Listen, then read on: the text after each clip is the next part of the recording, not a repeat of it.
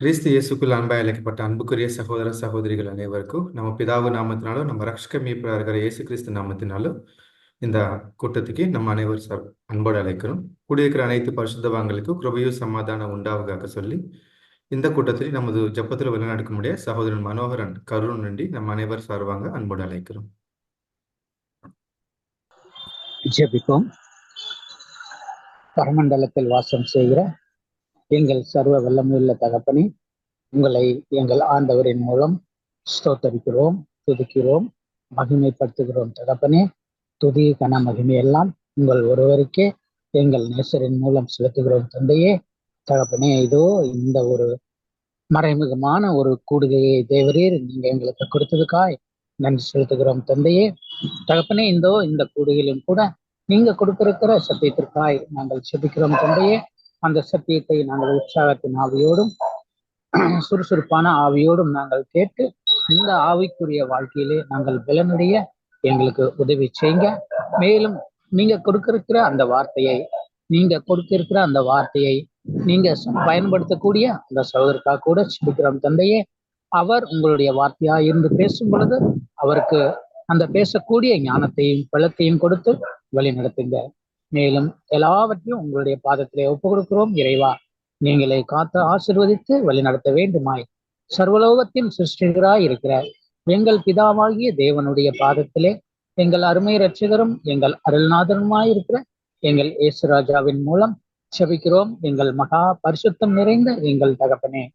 ஆமென். Thank you brother. அன்புக்குரிய சகோதர சகோதரிகளே, நம்ம இன்னைக்கு டாபர்னிக்கல் டாபிக் பார்க்க போறது இல்லை. கார்த்திகன் பிரதர் பிஸியா இருக்கிறது மூலமா நமக்கு இன்னைக்கு ஒரு ஜெனரல் டாபிக் பார்க்க போறோம். அது செய்து கொடுக்க முடிய நமக்கு வேலூர் நன்றி நம்ம அன்பு சகோதரன் அன்பரசன் நமக்காக இருக்கிறாங்க. நம்ம அனைவர் சார்பாங்க அன்பின் வாழ்த்துக்களோடு அவங்களே செய்து கொடுக்க முடிய அன்போடு அழைக்கிறேன்.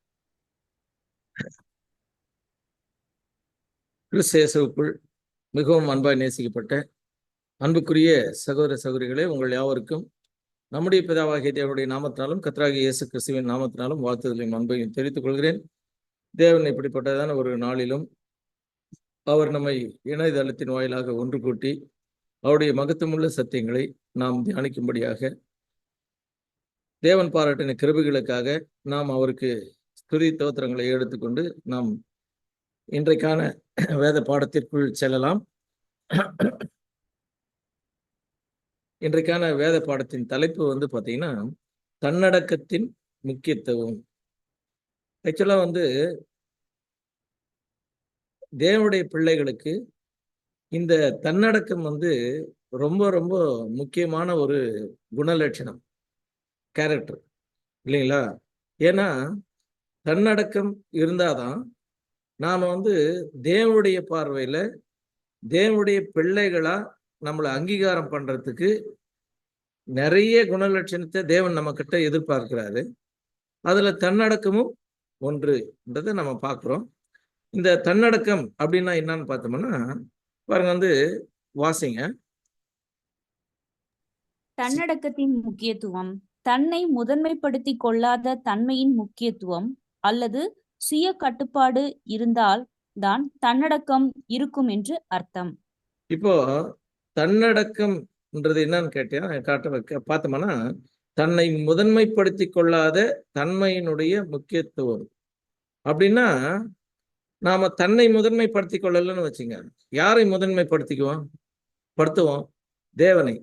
இப்போ நம்ம ஆண்டவராக இயேசு கிறிஸ்துவ என்ன சொல்லிட்டாருன்னா, ஒருவன் என்னை பின்பற்ற விரும்பினால் தன்னைத்தான் வைத்து தன் சிலுவையை எடுத்துக்கொண்டு அனுதினமும் என் பின்னால் வர கடவனார். இப்போ நாம செய்யக்கூடிய ஒவ்வொரு காரியத்திலும் நாம நம்ம விருப்பப்படி செஞ்சோம்னா நம்ம கிட்ட தன்னடக்கம் இல்லைன்னு அர்த்தம். இயேசு கிறிஸ்துடைய விருப்பப்படி நம்ம செய்யறோம்னா தன்னடக்கம் இருக்குது. ஏன்னா நம்முடைய அந்த சித்தத்தை நாம எடுத்துட்டு இயேசு கிறிஸ்துவனுடைய சித்தத்தை தேவனுடைய சித்தத்தை நாம் செய்யக்கூடியவர்களாக இருக்கும் போது தன்னடக்கம் நம்ம கிட்ட இருக்குதுன்னு அர்த்தம். அப்ப அந்த தன்னடக்கம் இருக்குன்னாக்கா நம்ம சுய கட்டுப்பாடு நம்ம கிட்ட இருக்குதுன்னு அர்த்தம். சுய கட்டுப்பாடு இல்லைன்னா நாம தேவனுக்கு கீழ்ப்படுகிற அந்த கீழ்ப்படிதல் கேள்விக்குறியாகிவிடும். அதனால்தான் நீதிமொழிகளில் சொல்லும்போது என்ன சொல்றாருன்னா பாருங்க, வந்து சாலமோன் ராஜா சொல்லும்போது வாசிங்க, நீதிமொழிகள் 25-28. நீதிமொழி தன் ஆவியை அடக்காத மனுஷன் மதிலிடிந்த பாழான பட்டணம் போல் இருக்கிறான். பாத்தீங்களா? தன் ஆவியை அடக்காத மனுஷன் மதிலிடிந்த பாழான பட்டணம் போல் இருக்கிறான். அப்படின்னா ஆவியை அடக்கிறதுனா என்ன? யோசித்து பாருங்க, வந்து ஒருவன் தன்னைத்தானே கட்டுப்படுத்த முடியாவிட்டால் இயற்பில் அவன் மதில் உடைந்து போன நகரம் போன்று இருப்பான். அப்போ தன்னைத்தானே கட்டுப்படுத்தக்கூடிய அந்த கட்டுப்பாடை வந்து தேவன் நம்ம கிட்ட எதிர்பார்க்கிறார். இப்போ ஆவியின் தன் ஆவியை அடக்காத மனுஷன் மதில் இழந்த பட்டணம்னா, ஆவின்னு நான் பார்த்தோம்னா நம்ம பைபிள்ல நிறைய நம்மளுக்கு வந்து ஆவிக்கு நம்ம விளக்கம் பார்க்கலாம். எப்படி விளக்கம் பார்க்கலாம்னு பார்த்தீங்கன்னா, பாருங்க, வந்து ஒரு சாதாரணமாக ஒரு குதிரை எடுத்துக்கிட்டிங்கன்னா, இது வந்து உக்கிரமான ஒரு குதிரை அப்படின்னு நம்ம பார்ப்போம். உக்கிரமான குதிரைன்னா அது வந்து ஒரு போர்க்குதிரை. நீங்கள் பார்த்தீங்கன்னா அவங்க அந்த கத்தி எல்லாம் வந்து ஈட்டியெல்லாம் வந்து அதில் கட்டிட்டு அதை ஒரு போருக்குள்ளே வந்து விட்டாங்கன்னா ஒரு ரெஜிமெண்ட்டுக்குள்ளே அது போயிட்டு நிறைய பேர் டேமேஜ் பண்ணுறோம். அப்போ அந்த குதிரைக்கு என்ன பேருன்னா உக்கிரமுள்ள ஆவியுள்ள குதிரைன்னு சொல்லுவோம் நம்ம சாதாரணமாக. அதே நேரத்தில் பார்த்தீங்கன்னா நம்ம தேவதூதர்களை கூட நம்ம ஆவியின் ஜீவிகள் அப்படின்னு நம்ம சொல்லுவோம் நார்மலாகவே. இப்போ சாதாரணமாக மனுஷரவே நம்ம எடுத்துக்கணுமானா கூட சங்கீதம் 146:4 வாசிங்க. 146 சங்கீதம் 4 வசனம். அவனுடைய ஆவி பிரியும், அவன் தன் மண்ணுக்கு திரும்புவான், அந்நாளிலே அவன் யோசனைகள் அழிந்து போகும். பார்த்தீங்களா? அப்போ வந்து ஒரு மனுஷனுக்கு ஆவி இருக்குதுன்னா அவங்களுக்கு வந்து அந்த சிந்தையினுடைய ஆக்டிவேஷன் இருக்கும். ஆவி போயிடுச்சுன்னா அவனுடைய யோசனைகள் அழிந்து போகும். சூரியனுக்கு கீழ் நடக்கிறதுல அவங்களுக்கு எந்த பங்கும் இல்லை. அவங்க மைண்டு வந்து என்னன்னா எல்லாமே மறந்துடும். நம்ம பிரசங்கில கூட பார்ப்போம், சூரியனுக்கு கீழே நடக்கிறது எதுலையுமே அவங்களுக்கு பங்கு இல்லைன்னு நம்ம பார்ப்போம். அப்போ ஒரு மனுஷனுடைய ஒரு ஆவி மனுஷனுக்குள்ள இருக்குதுன்னா அவன் வந்து தேவனுக்குரிய சிந்தைகளில் அவன் நடக்கிறதுக்கான வாய்ப்பு தேவன் என்ன பண்றாருன்னா அந்த ஆவி மூலமா கொடுத்துருக்காரு. இப்ப நம்ம ஆவி போயிடுச்சுன்னா அவன் மண்ணுக்கு திரும்ப, நீ மண்ணா இருக்கிறாய் மண்ணுக்கே திரும்புவாய் என்ற கண்டிஷனுக்கு என்ன ஆயிருன்னா ஆவி பிரிஞ்ச உடனே சரீரம் மண்ணுக்கு போயிடும், யோசனைகள் அழிந்து போகும். யூதா 19 வாசிங்க. யூதா 19 வசனம். இவர்கள் பிரிந்து போகிறவர்களும் ஜென்ம சுபாவத்தாரும் ஆவி இல்லாதவர்களும் ஆமே. பாத்தீங்களா?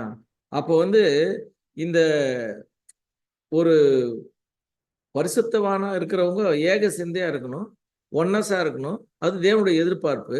அந்த எதிர்பார்ப்பின் அடிப்படையில் இவங்க கிட்ட ஒன்னஸ் இல்லைன்னா அவங்க ஜென்ம சுபாவத்தார் ஆவி இல்லாதவர்கள்ன்றார். அப்போ ஆவி வந்து நமக்கு வந்து ஆவியை கட்டுப்படுத்த ஒருத்தர் வந்து தன்னை கட்டுப்படுத்துறாருன்னா தன்னுடைய ஸ்பிரிட்டை என்ன பண்றாரு, சிந்தையை கட்டுப்படுத்துறாருன்னு அர்த்தம். பாருங்க, வந்து நீதிமொழிகள் 25-28. நீதிமொழிகள் 25-28. ஒருவன் தன்னைத்தானே கட்டுப்படுத்த முடியாவிட்டால் அவன் மதில் உடைந்து போன நகரை போன்று இருப்பான். மதில் உடைந்து போன பட்டணம்னா நமக்கு நல்லா தெரியும். மதில் உடைந்து பட்டணம் எப்படி இருக்கும்?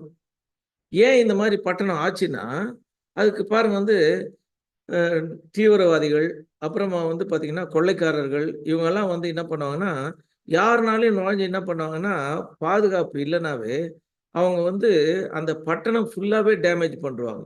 அதில் வந்து யாருன்னா குடியிருக்கிறதுக்கான ஒரு தகுதியை கூட என்ன ஆயிருன்னா அந்த பட்டணம் இழந்துடும். அப்போது எந்த ஒரு நகரம் பாதுகாப்பாக இருக்குன்னா அந்த ரூல் பண்ணுறவங்க ப்ரொடெக்ஷனை வந்து பர்ஃபெக்டாக கொடுக்கலன்னா அந்த பட்டணம் என்ன ஆயிருன்னா மதிலிழந்த பட்டணம் போயிடும். அப்போது நாம் வந்து இப்போ ஒரு போலீஸ்க்கு பாதுகாப்பு குறைவாக இருக்குதுன்னு வச்சிங்க. இப்போ நீங்கள் வந்து நம்ம கிருஷ்ணபுத்திரெல்லாம் சொல்லியிருப்பார், உங்களுக்கு நல்லா கேள்விப்பட்டிருப்பீங்க. இப்போ நைஜீரியாலாம் போனாக்கா, ஆப்பிரிக்காலாம் போனால் நீங்கள் வந்து பார்த்தீங்கன்னா அவங்க வந்து போலீஸ் எதிர்க்காவே இருந்தால் கூட அவன் வந்து நேராக வந்து கத்தியில் குத்திட்டு போயினே இருப்பான். அது வந்து எந்த ஒரு கேள்வியும் இருக்காது. அந்த மாதிரியான ஒரு மோசமான ஒரு பாதுகாப்பு இல்லாத கண்டிஷனில் ஒரு நாடு இருக்குதுன்னா அங்கே வாழக்கூடிய தகுதியை வந்து என்ன பண்ணிடுறாங்கன்னா இழந்துடுறாங்க ஜனங்கள். அப்போ ஒரு பய உணர்வோடு தான் எப்போ உயிர் போகணும்னு சொல்லவே முடியாது, அந்த கண்டிஷனுக்கு ஆகிடும். அப்போது நாம் வந்து நம்ம சிந்தையை கட்டுப்படுத்த முடியலைன்னா எப்போனாலையும் இந்த ஹார்ட்டுக்குள்ளே என்ன பண்ணோம், ஏன்னா நம்முடைய சிந்தைக்குள்ளே யாருனாலையும் நுழையறதுக்கு வாய்ப்பு இருக்குது. பாருங்க, வந்து இப்போது நமக்கு வந்து ஆக்சுவலாக வந்து நம்ம மைண்டில் எது இருக்கணும், தேவனுடைய பிள்ளைகளுக்கு தேவனுடைய வசனத்துக்கு ஏற்ற மனநிலை தான் இருக்கணுமே தவிர வேற எதுவுமே நம்ம மைண்டுக்குள்ள என்ன பண்ணக்கூடாது, வரக்கூடாது. அந்த மாதிரியான ஒரு கட்டுப்பாட்டுக்குள்ள நம்ம இருக்கணும். பாருங்க வந்து யூதா 22. யூதா 22ஆம் வசனம். அல்லாமலும் நீங்கள் பகுத்தறிவு உள்ளவர்களாய் இருந்து சிலருக்கு இரக்கம் பாராட்டி சிலரை அக்னியிலிருந்து இழுத்துவிட்டு பயத்தோடே ரட்சித்து. பாத்தீங்களா? அப்போ வந்து நீங்கள் பகுத்துள்ளவர்களாய் இருந்து நம்ம மைண்டை தன்னடக்கம் வேணும்னா நாம் என்ன பண்ணணும்னா பகுத்தறிவு உள்ளவர்களாக இருக்கணும். அதே நேரத்தில் நாம் வந்து அந்த மனசாட்சி நம்ம வந்து என்ன பண்ணணும்னா நம்மக்கிட்ட அப்நார்மலாக இருக்கணும். அப்போ தான் நம்ம என்ன பண்ண முடியும்னா தேவனுடைய வார்த்தைக்கு ஏற்றாற் போல நம்முடைய வாழ்க்கை தரம் இருக்கும். அவர் எதிர்பார்க்கிற குணலட்சணம் நம்ம கிட்ட இருக்கும். நம்ம பார்த்தோம்னா இப்போ நம்ம வந்து ஆக்சுவலாக வந்து நம்ம மைண்டுக்கு நல்லா தெரியும் நன்மை எது தீமை எதுன்னு. நம்ம பகுத்துணரக்கூடிய ஆவிய ஸ்பிரிட்டை வந்து தேவன் நம்ம கிட்ட கொடுத்துருக்காரு. நாம் வந்து நம்ம மைண்டுக்குள்ள எதையுமே நுழைய விடக்கூடாது. மைண்டுக்கு உள்ள வசனன்ற வாசலை மட்டும்தான் திறக்கணுமே தவிர, ஏன்னா ஒருத்தருடைய ஹார்ட் பார்த்தீங்கன்னா அதுக்கு நிறைய வாசல் இருக்குதா சாதாரணமாக இந்த புலவர்கள் சொல்லுவாங்க. ஏன்னா அது யாருனாலையும் வரலாம், யாருனாலையும் போகலாம்னா மதில் எடுத்த பட்டணம் போல இருக்கும். ஆனால் வசனம் மட்டும்தான் உள்ள வரணும்ன்ற ஒரே ஒரு வழியை நம்ம ஓப்பன் பண்ணி வச்சிருந்தோம்னா நமக்கு வந்து வேற எந்த பாதிப்பும் நம்ம ஹார்ட்டுக்கு ஏற்படாது. அப்படி இல்லைன்னா அது என்ன ஆயிடும்னா மதில் இருந்த பட்டணம் போல் என்ன ஆயிடும். பாருங்க வந்து அப்போ மனசாட்சி அந்த பகுத்துணர்வு வந்து இருந்துச்சுன்னா தேவனுடைய வார்த்தைக்கு மட்டும்தான் நம்ம முக்கியத்துவம் கொடுப்போம். தேவனுடைய சித்தத்துக்கும் சிந்தைக்கும் உள்ள ஒரு வித்தியாசத்தை நம்ம பார்க்கலாம். பாருங்க வந்து சும்மா எக்ஸாம்பிளா பாருங்க வந்து ஒரு 10 லட்ச ரூபாய் ஒருத்தருக்கு வேணும்னு வச்சுக்கலாம். இப்போ அந்த விருப்பம் இருக்குது. ஆனா அந்த 10 லட்சம் வேணுன்றத விருப்பத்துக்கு ஏற்ற சிந்தை முயற்சி இல்லை. முயற்சி இல்லைன்னா பாருங்க வந்து இப்போ காலையில் என்ன பண்ணணும், அவங்க எழணும். இப்போ 10 லட்ச ரூபாய் நம்ம வந்து சேவ் பண்ணோம், அப்போ தான் நம்ம வந்து சர்வே பண்ண முடியும் லைஃப்னு சொல்லி வச்சுங்க. இப்போ வந்து அதை சர்வே பண்ணுறதுக்கான முயற்சி எடுக்கணும். இப்போ இந்த மாதிரி தூங்கும்போது நம்ம ஆக்சுவலாக வந்து டைமுக்கு எழுந்து நம்ம வந்து போகலன்னா அந்த லேசினஸ் வந்துடுச்சுன்னா நம்முடைய வாழ்க்கை தரத்தை நம்ம விருப்பத்தை நம்முடைய என்ன பண்ண முடியாதுனாக்கா நிறைவேற்ற முடியாது. பாருங்க வந்து நீதிமொழிகள் 6:10. நீதிமொழிகள் 6ஆம் அதிகாரம் வசனம் 10. இன்னும் கொஞ்சம் தூங்கட்டும், இன்னும் கொஞ்சம் உறங்கட்டும், இன்னும் கொஞ்சம் கை முடக்கிக் கொண்டு நித்திரை செய்யட்டும் என்பாயோ. பார்த்தீங்களா? அப்போ வந்து இன்னும் கொஞ்சம் தூங்கட்டும், இன்னும் கொஞ்சம் உறங்கட்டும், இன்னும் கொஞ்சம் கை முடக்கி கொண்டு நித்திரை செய்யட்டும் என்பாயோ. அப்போ இந்த மாதிரி இருந்தோம்னா நம்மளால வந்து நம்முடைய விருப்பத்தை என்ன பண்ண முடியாது, நிறைவேற்ற முடியாது. அதே மாதிரி தான் இப்போ நம்ம வந்து நார்மலாக நம்மளுக்கு விருப்பம் இருக்கும். பட் வந்து நம்ம எக்ஸ்ட்ரா என்ன பண்ணோம்னா அலாரம் வைப்போம். அந்த என்னன்னா அந்த அலாரம் வைக்கும்போது எழலான்னு நினைப்போம். ஆனால் அவங்க காதில் கூட என்ன பண்ணாது, அது விழாது. அப்படியே விழுந்தாலும் என்ன பண்ணுறதுன்னா அதை அப்படியே வந்து ஆஃப் பண்ணிட்டு மறுபடியும் நம்ம என்ன பண்ணோம்னா தூக்கத்தை கண்டினியூ. அப்போது ஒரு தன்னடக்கம்னா என்னன்னா நாம் வந்து எடுக்கிற ஒரு முடிவு எடுக்கிறோன்னா, ஒரு தீர்மானம் எடுக்கிறோன்னா அந்த தீர்மானத்தை நிறைவேற்றினா தான் நம்முடைய சிந்தை வந்து பழுதடையாமல் இருக்குதுன்னு அர்த்தம். இப்போ நம்முடைய சுபாவத்தை இதெல்லாம் வந்து மெஷர் பண்ணி காட்டுறது. ஒரு சின்ன சின்ன விஷயத்துல கூட நாம எந்த அளவுக்கு கட்டுப்பாடா இருக்கிறோமா இல்லையான்றது மெஷர் பண்ணி காட்டுறது தான் நம்ம தூங்கி எழறது. நம்ம வந்து எல்லா நம்மளுடைய லைஃப் ஸ்டைலில் வந்து நம்ம போடுற கட்டுப்பாடெல்லாம் நம்ம நம்ம இப்படி இருக்கணும், இப்படி சாப்பிடணும், இப்படி வேலைக்கு போகணும், இந்த டைமுக்கு நம்ம முடிக்கணும். எல்லா நம்ம தீர்மானமும் நம்முடைய சுபாவத்தை என்ன பண்ணுதுன்னா மெஷர் பண்ணக்குது ஒவ்வொரு நாளும். இப்போ காலையில எழ முடியலன்னா நம்ம என்ன சொல்றாரு பிரதர்னாக்கா நம்ம மூத்த சகோதரர் சொல்லும்போது வாசிங்க சிஸ்டர்.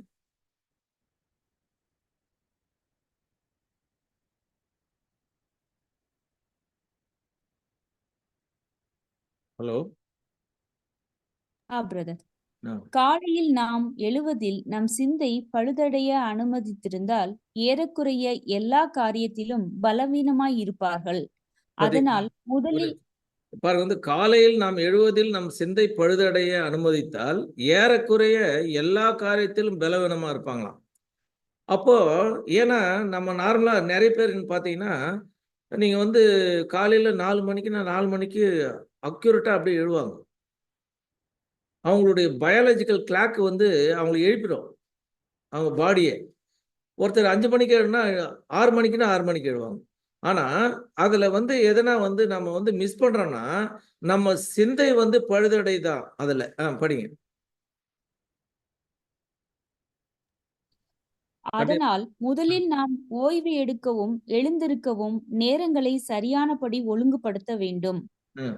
நாம் என்ன செய்ய வேண்டும் என்பதை தீர்மானிப்பதையும் தீர்மானம் பண்ணினதை முடித்து விட்டோமா என்று பார்க்க வேண்டும். பாத்தீங்களா? அப்போ வந்து நாம என்ன தீர்மானம் பண்றோமோ அந்த தீர்மானம் பண்ணதை நாம ரொம்ப பர்ஃபெக்டா பண்றோமான்றதை செக் பண்ணிக்கணுமா ஃபர்ஸ்ட். ஏன்னா சின்ன சின்ன கட்டுப்பாடை நாம வந்து பண்ணலன்னா அது மற்றவங்களுக்கு எக்ஸாம்பிளா இருக்காது. வாசிங்க. சின்ன சின்ன சுய கட்டுப்பாடு தன்னடக்கம் என்பது உண்மை கிறிஸ்தவ நடைப்பயணத்தின் ஒவ்வொரு மூலையிலும் சுய கட்டுப்பாட்டை பயன்படுத்தாவிட்டால், எந்த இடத்தில் நாம் சுய கட்டுப்பாட்டை பயன்படுத்தவில்லையோ அந்த ஒரு பகுதியை நாமே வெளியிலிருந்து வரும் தாக்குதலுக்கு நம்மை ஒப்பு கொடுத்துகிறவர்களாக இருப்போம். பார்த்தீங்களா? அப்போ வந்து நம்ம கிட்ட தன்னடக்கம் இல்லைன்னா, சுய கட்டுப்பாடு இல்லைன்னா, எந்த விஷயத்துல நம்ம வந்து சுய கட்டுப்பாடு இல்லையோ அந்த பகுதியை வந்து நாம வெளியேந்து வர, ஏன்னா உலகம், மாம்சம், சாத்தான் இது 3மே வெளியேந்து வர்ற பாதிப்புகள். அதுக்கு நம்ம என்ன பண்ணிடுறோம்? இடம் கொடுத்துடுறோம். நம்ம இதய கதவை எப்பவுமே என்ன பண்ணோம்? சத்தியத்துக்கு மட்டும் திறக்கணும், மற்றதுக்கு மூடி வைக்கணும். அப்படி இல்லைன்னா ஆட்டோமேட்டிக்காக சாத்தான் என்ன பண்ணுறான்? உள்ளே வந்துடுவான். அதனால நம்ம வந்து ரொம்ப கேர்ஃபுல்லாக இருக்கணும். இப்போ நம்மளுக்கு வந்து தேவன் நமக்குன்னு ஒரு குடும்பத்தை கொடுத்துருக்காரு. அந்த வீட்டில்னாலும் சரி, நாம சபையில்னாலும் சரி, வேலை செய்கிற இடத்துலனாலும் சரி, நம்ம நேரத்தை வந்து நாம வந்து எக்காரணத்தை கொண்டும் அந்த நேரத்தை திருடிடக்கூடாது. திருடுறதுன்னா என்னன்னா, இப்போ வேலை செய்கிற இடத்துல நம்ம வந்து பர்ஃபெக்டாக அந்த நம்ம வேலையை முடிக்கிறோம்னு வச்சுங்க. நம்மளை யாருமே என்ன பண்ண முடியாது.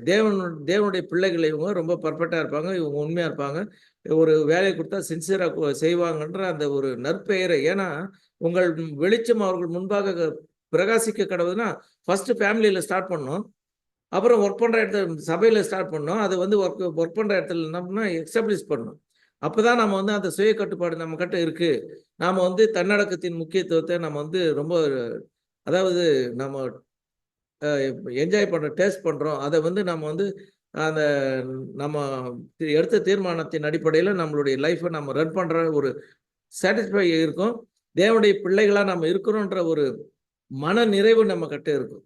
இப்போ நார்மலாக வந்து பார்த்தீங்கன்னா, இப்போ சுய கட்டுப்பாடு நம்ம கிட்ட இருக்கணும். இது வந்து வீட்லேயும் இருக்கணும், சபையிலையும் இருக்கணும், வேலை செய்கிற இடத்துலையும் இருக்கணும். இப்போ ரொம்ப சிம்பிளாக நம்ம சாப்பிட்ற சாப்பாட்டில் கூட நம்மளுக்கு சுய கட்டுப்பாடு வேணும்னு சகோதரர் சொல்கிறாரு. பாருங்க, வாசிங்க. நம் உணவை தெரிந்தெடுப்பதில் சுய கட்டுப்பாடு மிக அவசியம். எப்படி? இந்த உணவு நமக்கு ஒத்துக்கொள்வது, ஆனால் அது மேஜையில் உள்ள மற்றவர்களுக்கு அது ஏற்றது. பாருங்க, வந்து இந்த உணவு ஒத்துக்கொள்ளாது, ஆனால் அது மேஜையில் உள்ளது. மற்றவர்களுக்கு இது ஏற்றது தாராளமாக அவர்கள் சாப்பிடலாம். ஆனால் நான் ஒரு அசௌகரியத்தோடு நான் சாப்பிட வேண்டும். ஆனால் நான் அதை விரும்புகிறேன், அது மேஜைக்கு வரக்கூடாது என்று விரும்புகிறேன் என்று சொல்லிவிட்டு சாப்பிட்டு விடுவார்கள். சாப்பிட்டு விட்டு கஷ்டப்படுவார்கள். சாப்பிட விருப்பம் உள்ளது, அதை சாப்பிட எதிர்க்கும் சித்தம் அவரிடம் இல்லை. கேடு விளைவிக்கும் உணவை சாப்பிடாமல் இருப்பதே நலம், சரியான செயல். இதுதான் கட்டுப்பாடு. சகோதரர் என்ன சொல்றாருன்னா, சாப்பிடுற விஷயத்துல கூட நம்முடைய சரீரத்தினுடைய கண்டிஷனை பொறுத்து நாம சாப்பாடை வந்து சூஸ் பண்ணுன்றார். இப்போ எனக்கு விருப்பம், ஆனால் டேபிள் மேலே வரக்கூடாது, வந்தால் நான் சாப்பிட்ருவேன்னா அப்போ அந்த சுய கட்டுப்பாடு நம்ம கிட்ட இல்லைன்னு அர்த்தம். அப்போ சுய கட்டுப்பாடு இருக்குன்னா என்ன அர்த்தம்? நாம் வந்து அது டேபிள் மேலே நிறைய டிஷ் இருந்தாலையும் நமக்கு எது தேவையோ அது, ஏன்னா நம்ம ஹெல்த்துக்கு என்ன வந்து பாதிக்காதோ அதை மட்டும் நம்ம சாப்பிட்டோம்னா, ஏன்னா புது சிருஷ்டியினுடைய வாகனம் நம்மளுடைய சரீரம். அந்த சரீரம் வாகனம்னா நாம் வந்து தூங்குறதுனாலும் சரி, சாப்பிட்றதுனாலும் சரி, நம்ம அந்த சுய கட்டுப்பாடை வந்து 100% ஃபாலோ பண்ணணும். ஃபாலோ பண்ணலன்னா நாம் வந்து புது சிருஷ்டி வந்து பார்த்தீங்கன்னா, நம்ம வந்து அந்த புது சிருஷ்டி தேவனுக்கு பிரியமா நாம் வந்து எடிஃபை ஆகக்கூடிய அந்த இதில் வந்து ஸ்டக்கப் ஆகிடும். டிஸ்டர்ப் ஆகிடும். அப்போ டிஸ்டர்ப் ஆகுதுன்னா நாம் வந்து எந்த அளவுக்கு சுய கட்டுப்பாடாக இருக்கணும் பாருங்க. வந்து அடுத்த இது வாசிங்க. தூங்கி எழுவது, நேரத்தை சரியாக பயன்படுத்துவது, உணவு கட்டுப்பாடு, நம் சரீரத்தை வைத்து நம் ஸ்- நம் நம் சரீரத்தை வைத்துதான் நம் சிந்தையை கட்டுப்படுத்த வேண்டும். பார்த்தீங்களா? இப்போ சரீரத்தை வச்சு தான் நம்ம சிந்தை என்ன பண்ணோம் கட்டுப்படும். நல்லா ஃபுல்லாக சாப்பிட்டோன்னு வச்சுங்க, இந்த நம்ம வந்து என்ன பண்ண இப்படி அப்படி மூவ் பண்ண முடியாமல் மைண்டே என்ன ஒரு மந்தமாயிடும். ஆனால் அந்த லிமிட்டை தாண்டலன்னு வச்சுங்க, சாப்பிட்ட மாதிரியே இருக்காது. ஆனால் அடுத்த வேளை நல்லா பசி எடுக்கும் பாருங்க. வந்து அப்போ நம்ம வந்து சிந்தையை கட்டுப்படுத்தணும்னா, இப்போ பாருங்க வந்து நம்ம அந்த சாப்பாடே வந்து நம்மளை வந்து டிஸ்டர்ப் பண்ணுறதுக்கு நிறைய வாய்ப்பு இருக்குது. புது சிருஷ்டியின் சரீரமானது நம் தேவனுடைய ஊழியத்தை அவருடைய சித்தப்படி நிறைவேற்றும் வாகனமாக இருப்பதால் சரீரத்தை ஆலயமாக பராமரிக்க சொல்கின்றார். பார்த்தீங்களா? நம்ம வந்து ஒரு ஆலயத்தை எப்படி வந்து சுத்தமா பரிசுத்தமா வச்சுக்குவோமோ, அந்த மாதிரி நம்மளுடைய சரீரத்தையும் என்ன பண்ணோம்னா, கண்ணா பின்னா நம்ம சாப்பிட்டோம்னா என்ன ஆகுனா நம்மளுக்கு நல்லாவே தெரியும். பாருங்க வந்து இப்போ நம்ம ஸ்டமக்ல வந்து பார்த்தீங்கன்னா, நல்ல பாக்டீரியாவும் இருக்குது, கெட்ட பாக்டீரியாவும் இருக்குது. நாம வந்து நார்மலா நம்ம வெஜிடேரியன் நம்ம நார்மலா வந்து சாப்பிட்டோம்னா நல்ல பாக்டீரியா ஒர்க் பண்ணும். இப்போ நம்ம பீஸா பர்கர்னு போனோம்னா கெட்ட பாக்டீரியா ஜாஸ்தி ஆயிரும், நல்ல பாக்டீரியா குறைஞ்சிடும். இப்போ அந்த ஆலயம் கெட்டுக்குமா கெடாதா? நீங்களே அந்த ஆலயம்னாரு. ஆலயம் மாதிரி பராமரிக்க சொன்னா நாம அதை வந்து என்ன பண்றோம்? ஸ்பாயில் பண்றோம். ஸ்பாயில் பண்ணிட்டாக்கா புது சிஸ்டனுடைய வாகனம் என்ன ஆயிரும்? ரிப்பேர்ட் ஆயிடும். நம்ம புது சிஸ்டி டிராவல் பண்ண முடியாது. நம்ம அந்த ஜீவ ஓட்டத்தை என்ன பண்ணோம்? இடுக்குமான வழியில போறதுக்கான தடை ஏற்பட்டுரும். அடுத்தது, நாம் எந்த அளவுக்கு ஆவியில் பலப்பட்டு ஆவியை அடக்குகிறோமோ அந்த அளவுக்கு புது சிருஷ்டியில் சித்தத்தை செய்து நாம் அழிவுக்குரிய சரீரத்தை கட்டுப்படுத்தலாம். பார்த்தீங்களா? அடுத்தது படிங்க. சுய கட்டுப்பாடு பலவீனமாக இருந்தால் மாமிச சரீரத்தை புது சிருஷ்டியின் வாகனத்தை சரியாக கட்டுப்படுத்த முடியாது. சுய கட்டுப்பாடு பலவீனமாக இருந்தால் மாம்ச சரீரத்தை புது சிருஷ்டியின் வாகனத்தை சரியாக கட்டுப்படுத்த முடியாது. அப்போ நாம் வந்து ரொம்ப சரீரத்தை வந்து மெயின்டைன் பண்ணுறதில்ல. நமக்காக இல்லாமல் நம்முடைய புது சிருஷ்டிக்காக நம்ம சரீரத்தை கட்டுப்படுத்தணுன்ற உணர்வு நம்ம கிட்ட இருக்கணும் எப்பவுமே. நாம் சத்தியத்தை படிப்பதிலும் கூடுகைகளிலும் கலந்தாய்வுகளிலும் எந்த அளவுக்கு அதிகமாக ஆவியை பெறுகின்றோமோ அந்த அளவு நம் புது சிருஷ்டி வாகனத்தை நம்முடைய கட்டுப்பாட்டில் வைத்துக் கொள்ளலாம். வெறும் சரீரத்தை மட்டும் நம்ம மெயின்டைன் பண்ணிட்டு நாம வந்து புது சிருஷ்டி வந்து அது நல்லா இருக்கும் அப்படின்னு நினைக்காம நாம சத்தியத்தை படிக்கிறதுலையும், ஏன் படிக்கணும்னா நன்மை செய்ய படியுங்கள்னாரு. ஏசாயாவில் சொல்லும்போது பார்த்தீங்கன்னா ஃபர்ஸ்ட் சாப்டர்லேயே சொல்லியிருப்பாரு, நன்மை செய்ய படியுங்கள். நன்மை செய்யறதுனா என்ன?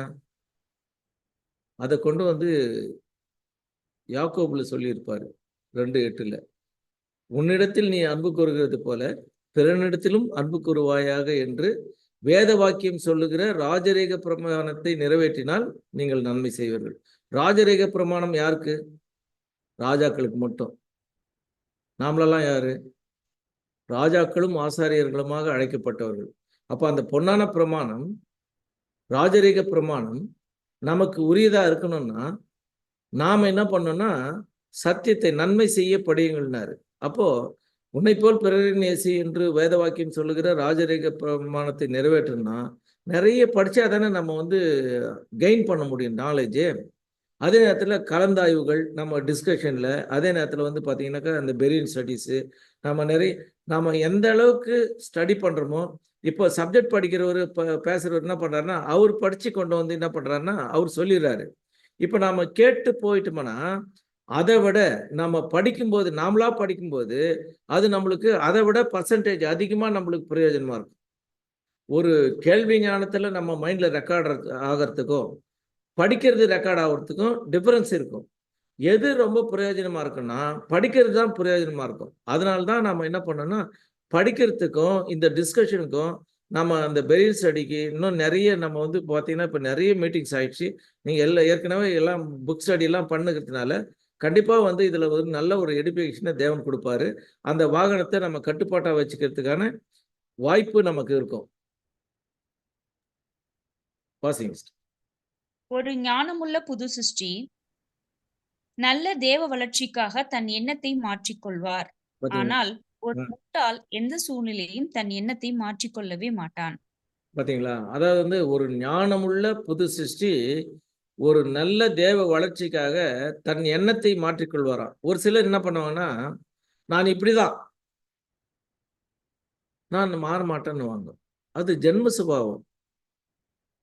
ஆனா புது சிருஷ்டி என்ன பண்ணுமா, தேவ வளர்ச்சிக்காக தன் எண்ணத்தை மாற்றிக்கொள்வார். ஏன்னா இயேசு கிறிஸ்து என்ன சொல்லிட்டாருன்னா, நான் உலகத்தான் அல்லாதது போல நீங்கள் உலகத்தார் அல்ல. அப்படின்னா உலக பிரகாரமான வாழ்க்கை வாழக்கூடியவர்கள் கண்டிஷன்ல இருந்து நாம வந்து புது சிருஷ்டியுடைய வாழ்க்கையை வாழறதுக்காக தான் நமக்கு அழைப்பு. அந்த புது சிருஷ்டியை வந்து பூரண புருஷரா நம்ம மாத்துறதுக்காக நாம எண்ணத்தை என்ன பண்ணணும்னா, நம்ம வந்து நான் இந்த உலக பிரகாரமான வாழ்க்கைக்கு என்னுடைய சிந்தையை நான் ஒப்பு கொடுக்க மாட்டேன். நான் வந்து காம்பவுண்ட் போட்டுக்குவேன். எந்த விதமான வெளியிலிருந்து ஒரு பாதிப்பும் வராத மாதிரி நான் பாதுகாப்பா தேவனுடைய பாதுகாப்புல இருப்பேன்.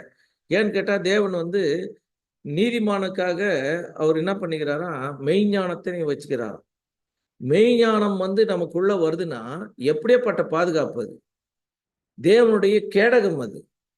அப்ப அப்படிப்பட்ட கேடகத்தை வாங்கக்கூடிய நாம அந்த எண்ணத்தை என்ன பண்ணணும்னா, இம்மிடியட்டா நாம மனுஷரே இல்லைன்றதை ப்ரூவ் பண்ணணும். நாம் வந்து தேவனுடைய பிள்ளைகள்ன்றதுக்கும் மனுஷர்ன்றதுக்கும் நிறைய டிஃப்ரென்ஸ் இருக்குது. மனுஷர் வந்து பார்த்தீங்கன்னாக்கா தேவனுடைய எந்த ஒழுங்குக்கு கட்டுப்பட மாட்டாங்க. ஆனா தேவனுடைய பிள்ளைகள் தேவனால் பிறந்த எவனும் பாவம் செய்யான் வசனம் சொல்ற மாதிரி நாம வந்து நம்ம தேவனுடைய பிள்ளைகள்ன்றத ஒரு ஸ்டெப்லையும் நம்ம ப்ரூவ் பண்ணோம். ஆனால் முட்டாள் வந்து எந்த சூழ்நிலையிலும் தன்னை மாற்றிக்கொள்ளவே மாட்டான். ஏன்னா தேவன் வந்து நம்மளை வந்து ஞானவான்னு சொல்லணும். ஏன்னா ஞானவானா தான் எதிர்பார்க்கிறாரு. ஞானவான்களோ ஆகாய மண்டலத்தின் ஒளியைப் போலவும் அநேகரை நீதிக்குட்படுத்துகிறவர்கள் என்றென்றைக்கும் உள்ள சதா காலங்களிலும் பிரகாசிப்பார்கள், நட்சத்திரங்களைப் போல் பிரகாசிப்பார்கள் என்ற அந்த வார்த்தையின் அடிப்படையில நாம நம்முடைய மைண்டை ஞானமுள்ளவர்களா முட்டாளா நம்மன்றதை ஏன்னா அந்த சுய கட்டுப்பாடு இல்லைன்னா நம்மளை வந்து சுய கட்டுப்பாடு இருந்துச்சுன்னா நம்ம ஞானவானா மாறிடலாம், இல்லைன்னா முட்டாளாயிடும். அப்போ முட்டாளாயிட்டா தேவன் கிட்ட இருந்து நம்மளை பிரிச்சிடும், அந்த உறவே கட்டாயிடும். அப்போ நம்ம தன்னடக்கம்ன்றது எவ்வளவு முக்கியம் நமக்கு பாருங்க. வந்து வாசிங்க அடுத்தது.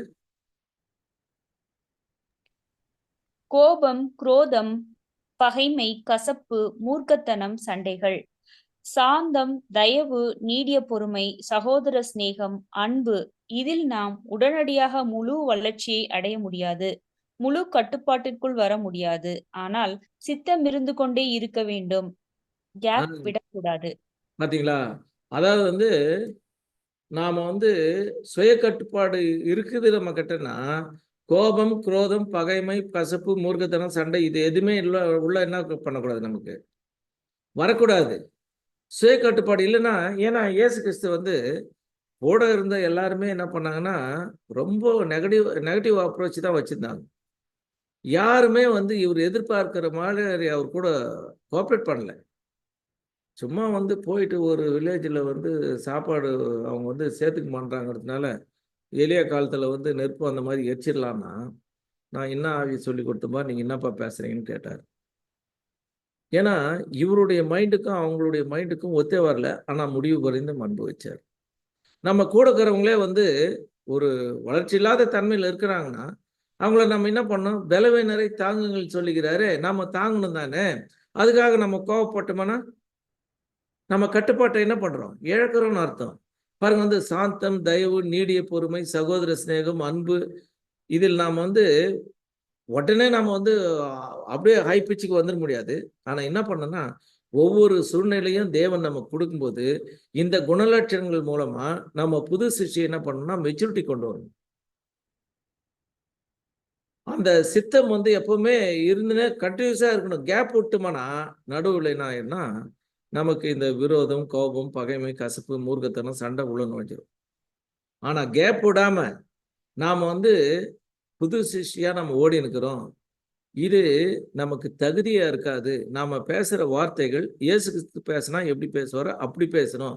ஏன்னா இயேசு கிறிஸ்து அவருடைய அடிச்சு உள்ள நடந்து வர சொல்றாரு, ஃபுட் ஸ்டெப்ல வர சொல்றாரு. இப்போ அவர் எப்படி பேசினாரு அப்படித்தானே பேசணும் அவருடைய அடிச்சு உள்ள நடக்கிறவங்க. அப்போ வந்து நாம என்ன பண்ணோம்னா, இடைவிடாம நாம வந்து கேப்பே இல்லாம நாம வந்து நடந்தோம்னா ஈஸியா இயேசு கிறிஸ்து மாதிரி என்ன பண்ணிடலாம், மாறிடலாம். பாருங்க வந்து இந்த பேராகிராஃப் படி வாசிங்க. தேவனுடைய வீட்டிற்குள் உறுதியான குணலட்சணங்களையும் உறுதியான சித்தத்தையும் உடையவர்களை தேவன் தேடிக்கொண்டிருக்கிறார். பாத்தீங்களா, ஆகையால் தேவன் வந்து என்ன பண்றாராம், உறுதியான குணலட்சணங்கள் உறுதியான சித்தத்தை உடையவர்களை தான் தேவன் தேடுறாராம். நாம வீக்காத மன நம்மளை என்ன பண்ணுவாரு, லூஸ் பண்ணுவாரு. ரொம்ப அதனாலதான் நமக்கு, ஏன்னா பயபக்தின்றது என்னன்னா, தேவன் என்ன எதிர்பார்க்கிறாரோ அந்த குணலட்சணத்தை, அவருடைய சித்தத்தை, அவருடைய விருப்பத்தை நிறைவேற்றணும். அவர் தேடுறாருன்னும் போது அப்படியேப்பட்டவங்களா இருந்தா தானே நம்மளை ஏத்துக்குவாரு. வாசி. ஆகையால் முதலாவது தேவனிடம் ஆக்கப்பூர்வமான திரும்புதலும் அவருடன் உறுதியான உடன்படிக்கையும் வேண்டும். இல்லையென்றால் பிதாவால் ஏற்றுக்கொள்ள இயலாதவர்களாய் இருப்போம். எவ்வளோ பாருங்க வந்து, அப்போ உறுதியான உடன்படிக்கை வேண்டும். அதே நேரத்துல ஆக்கப்பூர்வமான மனம் திரும்புதல் இருக்கணும் அவர்கிட்ட. அப்பதான் நம்ம என்ன பண்ணுவார்னா ஏத்துக்குவாரு. அப்படின்லாம் என்ன பண்ணுவார், பிதாவால் ஏற்றுக்கொள்ளாதவர்களாய் கொள்ள இயலாதவர்களாய் இருப்போம்ட்டாரு. நாம் தேவனுடைய வீட்டிற்குள் வந்த பிறகு நல்லது என்று நாம் நினைத்திருந்த சில காரியங்கள் தவறானது என்று கண்டால் நாம் அதை திருத்திக் கொள்ள வேண்டும். முந்திய வாழ்வில் எந்த விகிதாசாரத்திலும் நமது மனதை கட்டுப்படுத்தினோமோ, நமது மாமிசீக ஆசைகளையும் உணர்ச்சிகளையும் கட்டுப்படுத்தினோமோ, அதே விகிதாச்சாரத்தில் புதிய வாழ்வில் வேகமாகவோ அல்லது மெதுவாகவோ நாம் முன்னேற வேண்டும். அர்ப்பணம் பண்ணப்பட்ட நேரத்தில் எவ்வளவு நேரம் வேலைக்காகவும் சந்தோஷத்திற்காகவும் அல்லது வெவ்வேறு வழிகளில் நாம் பயன்படுத்துகிறோமோ என்ன கிளியரா சொல்றாரு பாருங்க. தவறானது நம்மளுக்கு தெரிஞ்சுன்னா உடனே நம்ம என்ன பண்ணணுமா, அதை கரெக்ஷன் பண்ணிக்கணுமா.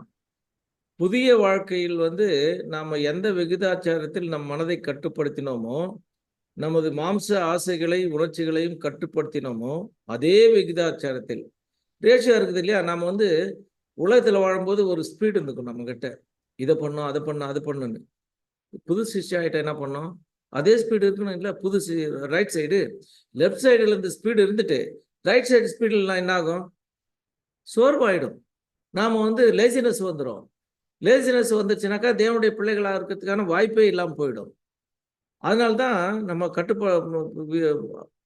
மெதுவாகவோ அல்லது முன்னேற வேண்டும். அர்ப்பணம் பண்ணப்பட்ட நேரத்தில் நாம் எவ்வளவு நேரம் வேலைக்காகவும் சந்தோஷத்திற்காகவும் அல்லது வெவ்வேறு வழிகளில் நாம் பயன்படுத்துகிறோம் என்றதை நம்ம ரொம்ப கேர்ஃபுல்லா செக் பண்ணணும். அர்ப்பணம் பண்ணப்பட்ட பணத்தில் எவ்வளவு நமக்காக பயன்படுத்துகிறோம்? நாம் தேவனோடு செய்த உடன்படிக்கைக்கு ஏற்ப நாம் இதையெல்லாம் முறைப்படுத்த வேண்டும். நாம் முதலாவது தேவனையும் அவருடைய ராஜ்யத்தையும் தேட வேண்டும். நமது ஏற்பாடுகளில் இது முதலிடத்தை பெற வேண்டும். அதன் பிறகுதான் பூமிக்குரிய காரியங்கள் இடம்பெற வேண்டும். ஆகையால் தேவனுக்கு உறுதியான குணலட்சணமும் உடனடியான பின்வாங்காத தீர்மானமும் முக்கியத்துவமும் வாய்ந்தது. பார்த்தீங்களா, ஆக்சுவலாக வந்து நிறைய பேர் இந்த பேசிக் கேட்கும்போது என்ன பண்ணுவாங்கன்னா, இல்லைங்க நான் வந்து நிறைய சம்பாதிச்சுட்டு அதுக்கப்புறம் நான் என்ன பண்ணுறேன், ட்ரூத்தில் ஓடுறேன். இப்போ நான் வந்து சத்தியம் எதுன்னு தெரிஞ்சிச்சு, ஆனால் நான் என்ன பண்ணுறேன்னா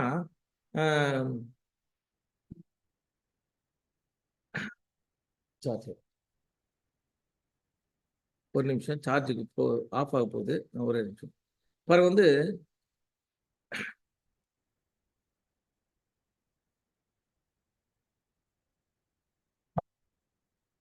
அர்ப்பணம் பண்ணப்பட்ட நேரத்தில் நாம் வந்து எந்த அளவுக்கு நம்ம பணத்தை, ஏன்னா இஸ்ரேல் ஜனங்கிட்ட ஆசீர்வாதம் கொடுத்தாரு, 10% கேட்டாரு. நம்ம கிட்ட என்ன பண்றாருன்னா 100% கேட்டாரு. ஜீவ பலியை ஒப்பு கொடுக்கணுன்றது 100%. நாம சாப்பிட்றது, தூங்குறது, போறது, வர்றது எல்லாமே தேவனுக்குன்னு சொன்னா நம்ம 100% நம்ம வந்து அவருக்கு சாக்ரிஃபைஸ் பண்றோமான்றது. ஏன்னா தேவனுடைய ராஜ்யத்தையும் நீதியும் தேடுங்கள்னா நம்ம என்ன பண்றோம்னா, நான் முதல்ல வந்து இவைகளெல்லாம் கூட கொடுக்கப்படும்ன்றதை நம்ம முதல் தேடுறது, ராஜ்யத்தை பின்னாடி தேடுறது. ஏன்னா சாத்தான் என்ன பண்ணிடுறான்னா, நான் போய் சம்பாதிச்சுக்கின்னு அப்புறம் வந்து சத்தியத்தில் ஓடுறேன். நீ சம்பாதியத்துக்கு போனா திரும்பி வரமாட்டேன்னு சாத்தானுக்கு தெரியும். அதனால தான் அவன் என்ன பண்றான்னா, பாருங்க வந்து பூமிக்குரிய காரியங்கள் வந்து செகண்டரியா தான் இருக்கணுமே தவிர, பிரைமரியா வந்து நம்முடைய ராஜ்யத்துக்குரிய அந்த தேடல் தான் நமக்கு இருக்கணுமே தவிர, பூமிக்குரிய காரியங்களை நம்ம முன்வைக்கவே கூடாது. அதனால தான் தேவனுக்கு வந்து உறுதியான குணலட்சணம், உடனடியான பின்வாங்காத தீர்மானமும் முக்கியம். ஒரு தீர்மானம் பண்ணோம்னா அதை நம்ம என்ன பண்ணக்கூடாது, பேக் அடிக்கக்கூடாது. நாம வந்து நடக்கிறேன்னு சொல்லிட்டு போனா நடக்கணும். இஸ்ரேல் ஜனங்க ஆண்டவரே நீங்க செய்யற மாதிரிலாம் நீங்க சொல்ற மாதிரிலாம் செய்யறோம்னாங்க, செய்யாம போயிட்டாங்க. செய்யாம போனதுனால அவங்களுக்கு தான் லாஸ். அதே லாஸை நம்ம என்ன பண்றோம், ஆவிக்குரிய இஸ்ரேலருக்கு நாம் வாங்கக்கூடாது. ஏன்னு கேட்டா நம்ம தன்னடக்கத்தினுடைய முக்கியத்துவம் நம்ம தெரிஞ்சுக்கணும்னா கண்டிப்பா நம்ம என்ன பண்ணலாம்னா அந்த பின்வாங்காத தன்மையை நம்ம வந்து அடைஞ்சிடலாம். யாக்கோபு 2:22. யாக்கோப்பு 2:2 22 வசனம். விசுவாசம் அவனுடைய கிரியைகளோட கூட முயற்சி செய்து கிரியைகளினாலே விசுவாசம் பூர்ணப்பட்டதென்று காண்கிறாயே. பாத்தீங்களா? அப்போ வந்து விசுவாசம் அவனுடைய கிரியைகளோட கூட முயற்சி செய்து கிரியைகளினாலே விசுவாசம் பூரணப்பட்டது என்று காண்கிறாயே அப்படின்னா, நம்மளுக்கு விசுவாசம் இருக்குது. அந்த விசுவாசத்தோட நாம முயற்சி பண்ணி கிரியைகள் மூலமா என்ன பண்ணணும்னா விசுவாசத்தை கம்ப்ளீஷனுக்கு கொண்டு வரணும். இல்லைன்னா கிரியை இல்லாத விசுவாசம் என்ன ஆயிடும்னா செத்து போயிடும். ஏன்னு கேட்டா நம்ம வந்து ஒரு பாதியில வந்து நம்ம கிறிஸ்துவா நம்ம வந்து பிறக்க வேண்டியவங்க பாதியில கட் ஆயிட்டாங்கன்னா அபார்ஷன் ஆயிடும். அபார்ஷன் ஆயிட்டா என்ன ஆகும், அந்த முழு வளர்ச்சி அடையாது, பிரயோஜனம் இருக்காது. அதனால்தான் பாருங்க வந்து படிங்க. வளர்த்திட முடியும். ஆரம்பத்தில் ஒரு நபர் எல்லாவற்றிலும் தன்னை கட்டுப்படுத்திடும் ஆற்றல் அற்று இருப்பான். ஆனால் சில காரியங்களில் சுயத்தை கட்டுப்படுத்திட அவன் கற்றுக்கொள்கையில் இப்படி சிந்தையிலும் வார்த்தையிலும் கிரியையிலும் அவன் அதிகமாய் செய்து வருகையில் குணலட்சணத்தில் அவன் பலம் அடைவான். தன் தசைகளை வளர்த்திட விரும்பின மனுஷனுடைய கதையினை நாம் நினைவில் கொள்ள வேண்டும். பார்த்தீங்கன்னா, அப்புறம் வந்து ஆரம்பத்தில் வந்து நம்ம சொந்த ஆவியை கட்டுப்படுத்துவது கிறிஸ்தவனால் எந்த விதத்தில் நம்ம வளர்க்கலான்றதுக்கு ஒரு எக்ஸாம்பிள். பார்த்தீங்கன்னா, அந்த ஆரம்பத்தில் ஒரு நபர் வந்து எல்லாவற்றிலும் தன்னை கட்டுப்படுத்திடும் ஆற்றல் அற்று இருப்பான், அது இருக்காது. ஆனால் சிறு காரியங்களில் சுயத்தை கட்டுப்படுத்திட அவன் கற்றுக்கொள்கையில் இப்படி சிந்தையிலும் வார்த்தையிலும் கிரியிலும் வந்து அதிகமாக அவங்க என்ன பண்ணுவாங்கன்னா ரொம்ப ஈஸியாக பலன் அடைஞ்சிடலாம்ன்றதுக்காக நம்ம என்ன பண்ணோம்னா ஒரு ஸ்டோரி பார்க்கலாம். பாருங்க வந்து ஒரு வாலிபன் என்ன பண்ணாராம், ஒரு சின்ன கணுக்குட்டியை வந்து ரெகுலராக தூக்கி நின்றாராம். அவர் அப்படி தூக்கும்போது அந்த கணுக்குட்டி தூக்கிறதுக்கான பலன் அவர்கிட்ட இருந்துச்சான். டெய்லி அவர் தூக்கும்போது அந்த கணுக்குட்டி என்ன ஆகும், ஒரு ஒரு நாளும் வளர்ந்துனே வரும். அப்போ இவருடைய தசைகளும் என்ன பண்ணுதுன்னா கூட சேர்ந்து வளர்ந்துனே வருது. அதே மாதிரி என்ன பண்ணுதுன்னா கொஞ்சம் மிடில் ஏஜுக்கு வருது, அது அப்படியே வந்து அவர் தூக்கத்துக்கான ஸ்ட்ரென்த்து இவருக்கு கிடைச்சிருது. அதே மாதிரி இன்னும் மாச கணக்கில் தினந்தோறும் அப்படியே என்ன பண்ணுறாருன்னா அவர் வந்து ப்ராக்டிஸ் பண்ணே வர்றாரு. அது பெரிய எருதானா கூட என்ன பண்ணுறாருன்னா அதை தூக்கத்துக்கான பலத்தை இவருக்கு வந்து ரீச் பண்ணிடுறாரு. அந்த எருதையும் தூக்கிறதுக்கான தன்னுடைய தசைகள் வந்து நல்லா அவருக்கு வந்து ஸ்ட்ரென்தன் ஆயிடுது. அப்போ நம்ம முயற்சி வந்து நம்ம கிட்ட இருந்துச்சுன்னா கண்டிப்பா அது என்ன ஆகும்னா அந்த வளர்ச்சி வந்து அபரிவிதமா ஆகுறத நம்ம கண் கூட என்ன பண்ணலாம்னா பார்க்கலாம். பாருங்க வந்து வாசிங்க இந்த பேராகிராஃபை. இப்படியாகவே கிறிஸ்தவனுக்கும் அவனது குணலட்சணத்தினுடைய வளர்ச்சியின் விஷயத்தில் ஆகும். நாம் தினந்தோறும் சுய கட்டுப்பாட்டினை பயிற்சி செய்து வந்தால் இது விஷயத்தில் நாம் படிப்படியாக பலமான குணத்தை அடைவோம். மேலும் டெய்லி பிராக்டிஸ் பண்ணோம்னா கண்டிப்பா வந்து படிப்படியான பலமான குணலட்சணத்தை என்ன பண்ணிடலாம், வாங்கிக்கலாம். மேலும் இது நம்முடைய கிறிஸ்தவ போராட்டத்தில் சொல்லி முடியாத அளவுக்கு நன்மையாக காணப்படும். சுய கட்டுப்பாட்டின் வளர்ச்சி என்பது ஒருவர் பிறப்பதற்கு முன்னாகவே, ஆம், கருத்தறுத்தலின் காலத்தின் போதே துவங்குவது ஏற்றதாக இருக்கும். பாத்தீங்களா, அதாவது வந்து ஒரு கருத்தரித்தலின் போதே இந்த சுய கட்டுப்பாடை என்ன பண்ணோமா, அந்த கருவில் இருக்கும்போதே அதை வந்து ஸ்டார்ட் பண்றது ரொம்ப ஏற்றதா இருக்கும்ன்றார். தாயானவள் இதுவரை பிறக்காத தன் பிள்ளையின் மனதில் சுய கட்டுப்பாடு என்னும் பண்பினை பதிய வைத்திடவும், இப்படியாக குழந்தை பிறந்து உலகத்திற்கு வருகையில் அவன் சுய கட்டுப்பாட்டு விஷயத்தில் மிக அதிக அனுகூலமான நிலையில் காணப்படவும் வேண்டி, தாயானவள் அதாவது கர்ப்ப காலத்தில் சுய கட்டுப்பாட்டினை பயிற்சி செய்திட வேண்டும். பாத்தீங்களா, ஒரு புது சிஷ்யாக்கிற தாய் என்ன பண்ணுமா, தன்னுடைய வயிற்றுல வளர்ற குழந்தை சுய கட்டுப்பாட்டுடன் இருக்கத்தக்கதாக அவங்க பிராக்டிஸ் பண்ணுமா கர்ப்ப காலத்துல. மேலும் குழந்தை பிறந்த பிற்பாடு சுய கட்டுப்பாட்டின் இந்த ஆவியானது பெற்றோரின் முறையான பயிற்சியின் கீழ் பிள்ளையினிடத்தில் வளரும். மேலும் இப்படியாக பிள்ளை புருஷ நிலையை அடைகையில் அவன் இயல்பாகவே அதிகம் சுய கட்டுப்பாட்டை பிரயோகிக்க முடிகிறவனாய் இருப்பான். பாத்தீங்களா, அப்ப வந்து சுய கட்டுப்பாடை நாம வந்து கர்ப்பத்துல ஒரு உருவாகும் முன்னே நம்ம உருவாகத்திலிருந்தே நம்ம வந்து பிராக்டிஸ் பண்ணிட்டாங்கன்னா ஒரு தாய் தகப்பன், அந்த குழந்தை என்ன பண்ணுமா, அவங்க அப்படியே புருஷன் நிலையை அடையும் போது கூட இயல்பாவே நேச்சராகவே அவர் வந்து சுய கட்டுப்பாடு, அவர் வந்து ரொம்ப சாஃப்ட் நேச்சர், அவர் பேசவே மாட்டார், அவர் நேச்சரே அப்படிதான் அப்படின்ற நிறைய பேர் நம்ம பார்ப்போம். அப்போ அவங்களுக்கு வந்து அவங்களுடைய பேரண்ட்ஸ் கிட்ட இருந்து அந்த குணலட்சணம் என்ன பண்ணுது, அப்படியே வருது. சும்மா வயிற்றுல இருக்கும்போது இவங்க வந்து கத்தி சண்டை போட்டுக்கிறாங்கன்னு வச்சுங்க, அந்த குழந்தையும் பிறந்த பின்னால் என்ன பண்ணும், கத்தி சண்டை போடும். இவங்க சாஃப்ட் நேச்சரை வந்து டெவலப் பண்றாங்கன்னு வச்சுங்க, அதே சாஃப்ட் நேச்சர் அவங்களுக்கு என்ன ஆயிடும், ரெக்கார்ட் ஆயிடும். இப்படிப்பட்டவன் தேவ பிள்ளை ஆகிடும் போது உண்மையில் அவன் மிக சிறந்த கிறிஸ்தவனாய் இருப்பான். பாத்தீங்களா, அதாவது வந்து இப்படியாக சுய கட்டுப்பாட்டோடு இருக்கிற ஒரு பிள்ளை வந்து பாத்தீங்கன்னா தேவ பிள்ளையா வரும்போது மிகச்சிறந்த கிறிஸ்தவனா இருப்பானோ. அதனால்தான் வசனம் என்ன சொல்லுதுன்னா, பிள்ளைகள் பெற்றோருக்கு அல்ல, பெற்றோர்களே பிள்ளைகளுக்கு பொக்கிஷங்களை சேர்த்து வைக்கணும்ன்றாரு. என்ன பொக்கிஷத்தை? அவங்க வந்து இடுக்கமான வழியில அவங்க ஜீவனுக்கு போறதுக்கான படிப்பினைய அவங்க கொடுக்கக்கூடிய குணலட்சணங்களை வளர்க்கணும். அப்போ வளர்த்தா நம்ம பிள்ளைகள் வந்து உண்மை கிறிஸ்தவர்களா என்ன பண்ணுவாங்க, நேச்சுரவா இருப்பாங்க. அதனால்தான் நம்ம பிள்ளைகள் வந்து வளர்க்கறதுல வந்து ரொம்ப கேர்ஃபுல்லா என்ன பண்ணணும்னா, தேவன் என்ன எதிர்பார்க்கிறாரோ நம்ம கிட்ட பொக்கிஷங்களை அவங்களுக்கு வந்து பரலோக பொக்கிஷங்களை அவங்களுக்கு வந்து எந்த அளவுக்கு நம்ம ஃபீட் பண்றோமோ அந்த அளவுக்கு அவங்க என்ன பண்ணுவாங்கன்னா உண்மை கிறிஸ்தவர்களா இருப்பாங்க. தேவனுடைய பாதுகாப்பும் பராமரிப்பும் அவங்களுக்கு இருக்கும். அவங்க வந்து நாம எப்படி சபையா மாறுறோமோ அந்த மாதிரி அவங்களும் சபையாகிறதுக்கான வாய்ப்பு அவங்களுக்கு கிடைக்கும். அவன் கர்த்தரில் பலமுள்ளவனாகவும் மற்றவருக்கு உதவி செய்ய முடிகிறவனாகவும் இருப்பான். ஆனால் அனைவருக்குமே இப்படியாக இந்த இயல்பான அனுகூலம் இருப்பது இல்லை. மேலும் இதன் காரணமாய் மிகவும் உறுதியாக போராட வேண்டியவர்களாய் இருக்கின்றனர். பாத்தீங்களா, ஏன் இயல்பா ஏன் இருக்குதுல சொல்றேன்னா, நிறைய பேருடைய பேரண்ட்ஸ் என்ன பண்ணுவாங்கன்னா, உலகத்துல நம்மளுக்கு நல்லா தெரியும் அவங்க சண்டை போட்டுன்னு தான் இருப்பாங்க. ஆனா வந்து சண்டை போடுறவங்களுடைய பிள்ளைங்களே சத்தியத்துக்கு வந்து என்ன பண்றாங்கன்னா, தேவன் வந்து என்னை என்ன பண்ண சொல்லிக்கிறாரு, நான் மாத்திக்க சொல்றாரு, நான் படிப்படியா நான் உலகத்தான் நான் இருக்க மாட்டேன், எங்க அப்பா அம்மா சண்டை போட்டா அது அவங்களுடைய பாடு, நான் வந்து சண்டை போட மாட்டேன், தேவன் எதிர்பார்க்கிற குணலட்சணத்தை நான் காட்டுறேன்னு சொல்லிட்டு மிகவும் உறுதியாக போராட வேண்டியவர்களா இருக்கிறவங்கள நம்ம என்ன பண்றோம்னா கண்கூட நிறைய பார்க்கலாம். ஏன்னா எல்லாருமே அபூரணத்துல இருக்கிறோம்.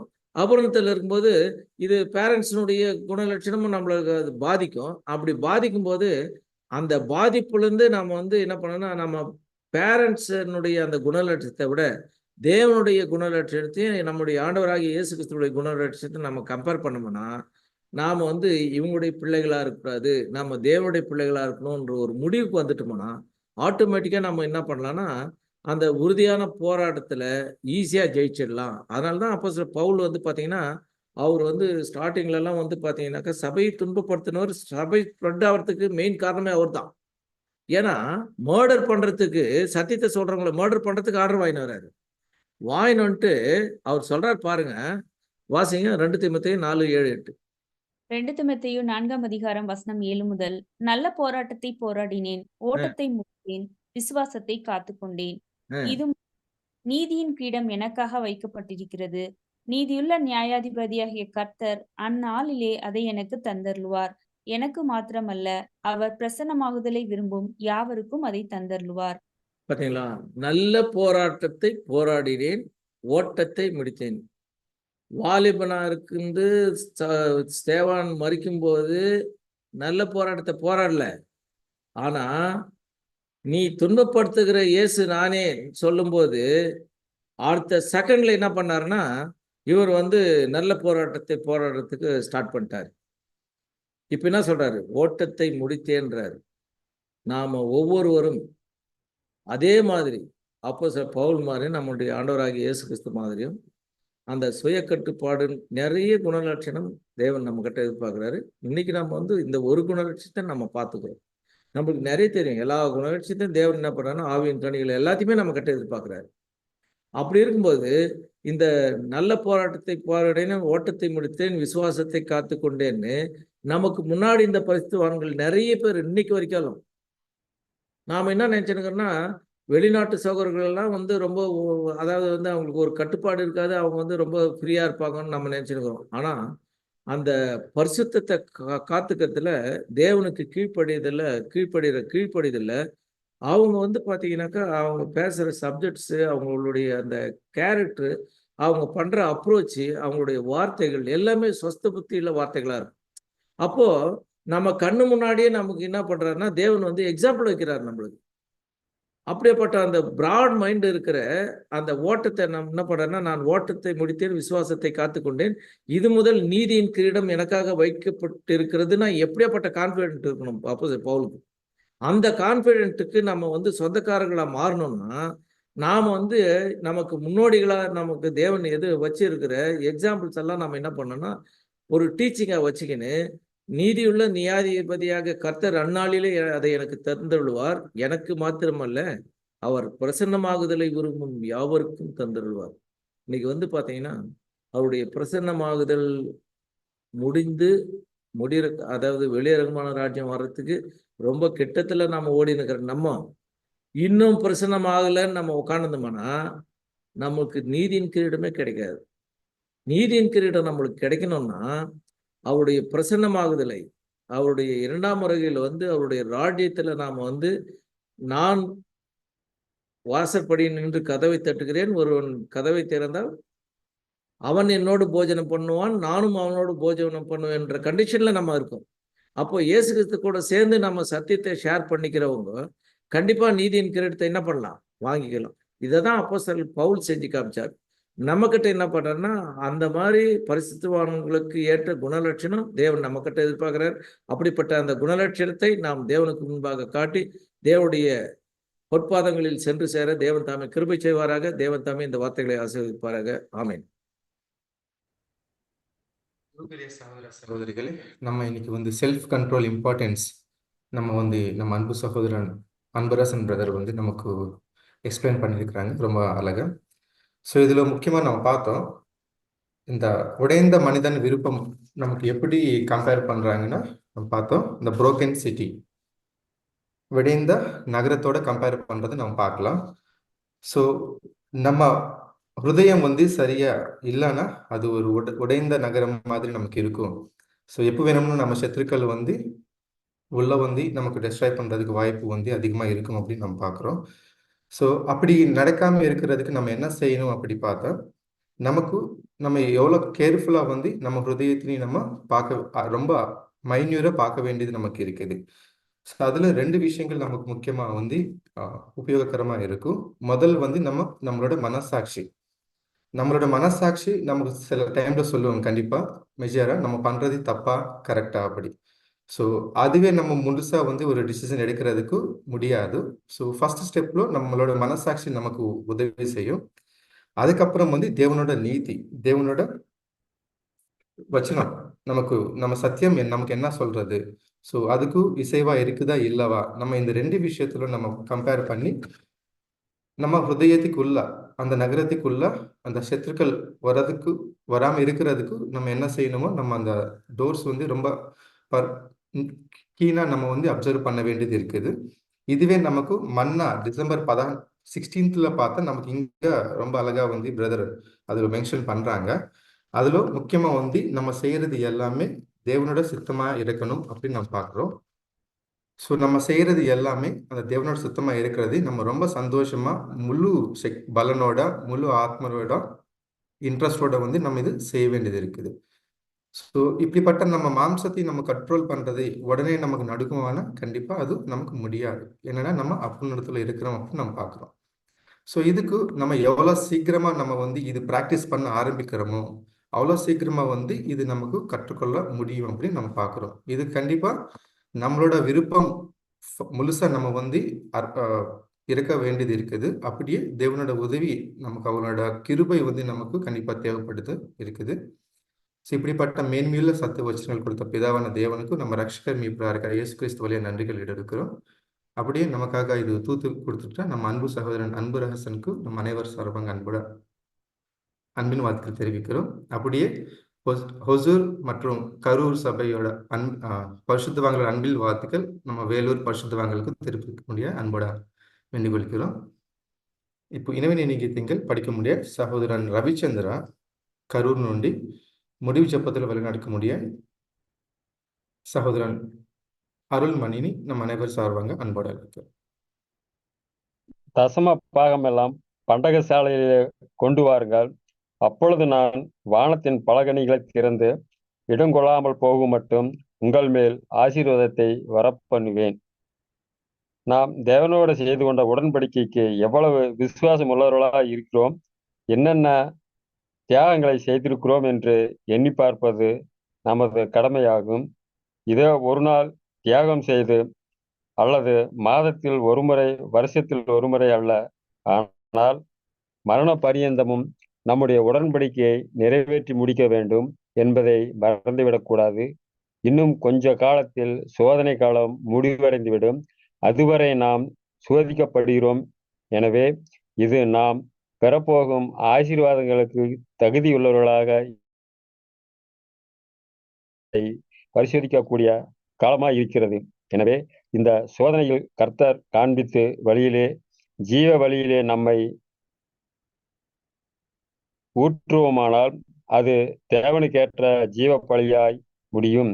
நம்முடைய தியாகம் மற்றும் செய்கைகளால் நாம் அந்த தகுதியை பெறுகிறதில்லை.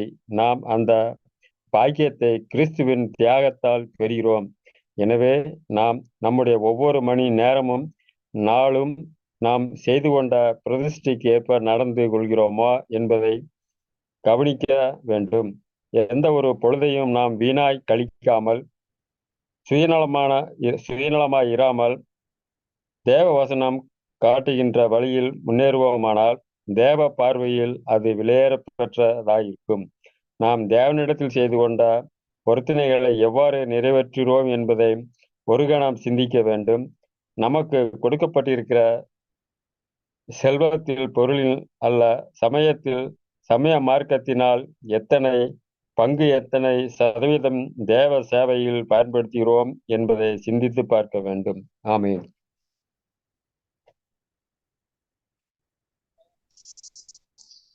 நாம் ஜெபிப்போம். மகா இரக்கம், கிருபையும், அன்பும், பரிசுத்தமும், வல்லமையும் இருந்த எங்கள் அன்பின் ஒன்றான தந்தையே, எங்கள் ஏக சக்கராதிபதியே, பரிசுத்த பிதாவே, இரக்கங்களின் தெய்வமே, ஜோதிகளின் பிதாவே, அப்பா பிதாவே என்று கூப்பிடுகிற புத்திர சிவகரத்தின் ஆவியை கூட எங்களுக்கு தந்த எங்கள் அன்பின் ஒன்றான தந்தையே, தேவனே, இந்த ஒரு நாளிலும் கூட அப்பா கடந்த நாட்கள் முழுவதும் எங்களை கண்ணின் போல பாதுகாத்து இந்த ஒரு நாளும் கூட நம்முடைய வெளியேறப்பட்ட சத்தியத்தை கேட்க சகோதர சகோதரர்களை எங்களை கூட்டிச்சத்து கிருபைக்கும் அன்புக்கும் இறக்கத்திற்கும் தந்தையே, கொடான கொடியின் நன்றிகளை பார்ப்பு தந்தையே. தேவனே, ஒரே கூட நாங்கள் கேட்ட சத்தியத்தினை நாங்கள் விட்டு விடாதபடி அந்த சத்தியத்திற்கு இசைவே நாங்கள் வாழவும், அது எங்கள் வாழ்க்கையில் நாங்கள் ஒவ்வொரு நாளும் அதை அபியாசப்படுத்தி வாழவும் தேவன் தாமே வேண்டிய பலனையும் ஞானத்தையும் அறிவும் கூட தந்து எங்களை அனுதினமும் வழிநடத்த வேண்டும் என்று மிகுந்த மனத்தாழ்மையோடு கூட கெஞ்சினோம் பார்ப்பு தந்தையே. தேவனே, ஒரே கூட தந்தையே, உம்முடைய தெய்வீக சித்தத்தையும் திட்டத்தையும் அறிந்த நாங்கள் எங்களுடைய சுய சித்தத்தை நாங்கள் நிறைவேற்றாமல் தந்தையே, அந்த சுய கட்டுப்பாட்டுக்குள் நாங்கள் அப்பா அந்த ஒரு புதிய சிருஷ்டியை நாங்கள் வளர்த்தெடுக்கவும் தேவன் தாமே எங்களுக்கு உதவி செய்ய வேண்டும் என்று புனிதமான தலைமையோடு கூட கெஞ்சினோம் பார்ப்பு தந்தையே. தேவன் தாமே அனுமதிக்கிற சூழல் முதல் கூட தந்தையை நாங்கள் பொறுமையோடு சகிப்புத்தன்மையோடு கடந்து சென்று கிறிஸ்துவின் சாலை அடைவும் தேவன் தாமே எங்களுக்கு உதவி செய்ய வேண்டும் என்று மிகுந்த மனத்தாழ்மையோடு கூட கெஞ்சுகிறோம் பான்பு தேவனே. இப்படியாக கூட இனி வர இருக்கும் நாட்களிலும் காலங்களிலும் கூட தந்தையே உங்களுடைய தெய்வீக சத்திய வார்த்தைகளை தந்து அப்பங்களை தேற்றி ஆற்ற வேண்டும் என்று மிகுந்த மனத்தாழ்மையோடு கூட கெஞ்சுகிறோம் பான்பு இப்படியாக கூட தந்தையே இந்த ஒரு கூடுகையின் ஆரம்பம் முதல் இறுதி வரை உங்களுடைய தெய்வீக பிரசனம் இருந்து எங்கள் ஒவ்வொருத்தரையும் வழி நடந்த கிருபக்காய் அன்புக்காய் கொடான கோடி நன்றிகளை பான்பு தந்தையே. இந்த ஒரு சிறிய ஜபத்தினை, இந்த சிறிய மன்றாட்டினை எங்கள் ரட்சகரும் போதகரும் குருமாய் இருக்கிற கர்த்தராக இயேசு கிறிஸ்துவின் மிகுந்த மனத்தாழ்மையோடு ஜபத்தினை ஏடிக்கிறோம். ஜபம் கேளும் எங்கள் ஜீவனும் சர்வ வல்லமையும் இந்த எங்கள் அன்பின் பரலோக பரமபிதாவே. ஆமென்.